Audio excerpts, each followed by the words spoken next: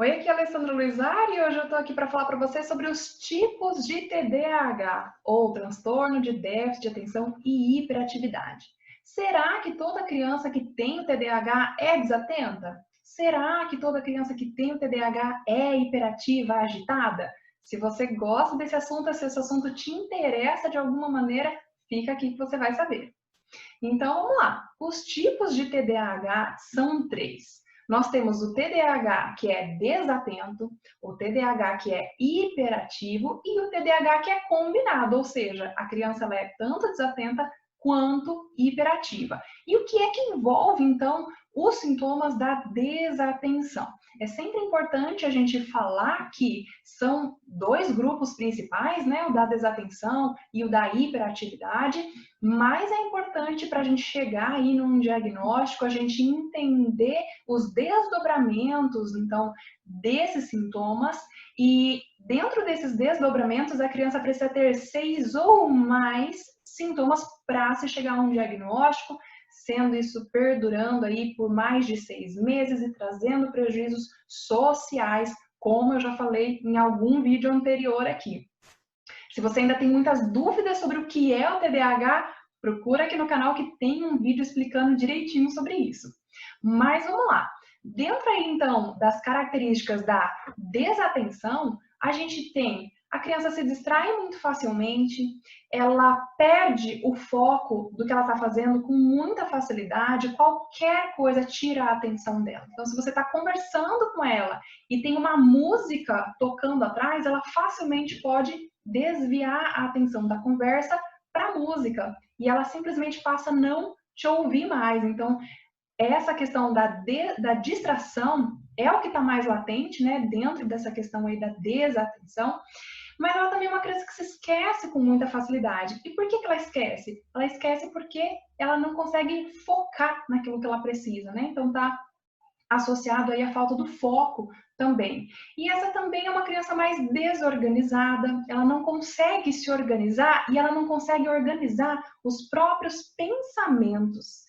Então, dentro da cabecinha dela é uma bagunça só e ela não consegue muitas vezes nem expor aquilo que ela está pensando ou sentindo. Então, é uma criança que requer mais atenção e muitas vezes é uma criança mais quietinha, né? A gente, poxa, não está falando aqui sobre déficit de atenção e hiperatividade? Nem toda criança que é desatenta, ela é hiperativa. Normalmente, o desatento, ele tende a ter uma baixa autoestima, por isso ele tende a se retrair, ele tende a ficar mais quietinho, e a desatenção também acomete mais as meninas do que os meninos.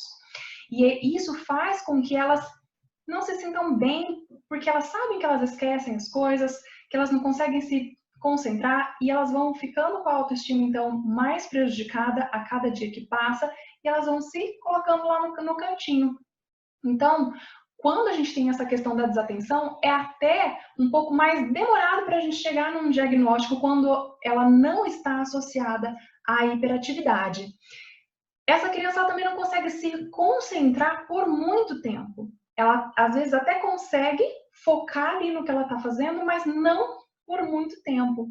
E ela também desanima muito fácil, porque ela sabe que ela não consegue se concentrar. Então, às vezes, ela nem tenta. E quando ela tenta, ela não consegue. Então, da próxima vez, ela já fica mais desanimada. Então, essas são as principais. Tem outros desdobramentos ainda, mas esses são os principais desdobramentos da desatenção. E a hiperatividade, então? A hiperatividade, ela é aquela criança mais agitada. Diferente do desatento, embora eles possam estar juntos, é normalmente aquela criança que ela é mais notada. Por quê? Porque ela é uma criança que dá mais trabalho.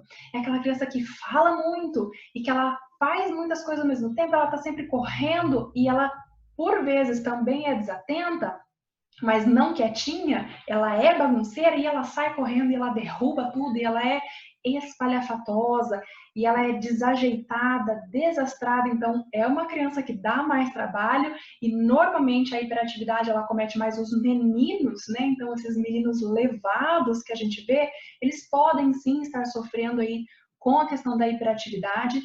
E quando você está falando com essa criança, ela não tem paciência de esperar você terminar a frase. ela te interrompe, ela não consegue captar a mensagem que você está passando para ela, porque ela não consegue prestar atenção, na verdade, no que você está falando. Tem mil coisas passando ali na cabecinha dela e ela quer falar, e ela quer se expressar. Então, parece, na verdade, que são duas coisas distintas, mas não.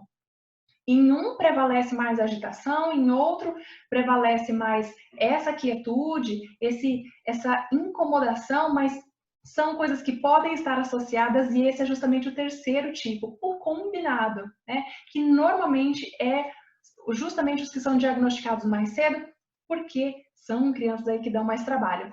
50% dos casos de TDAH são combinados. Então, se você tinha dúvidas aí a esse respeito, são dois grupos e a gente tem um terceiro caso que pode ser o combinado, desatenção mais hiperatividade.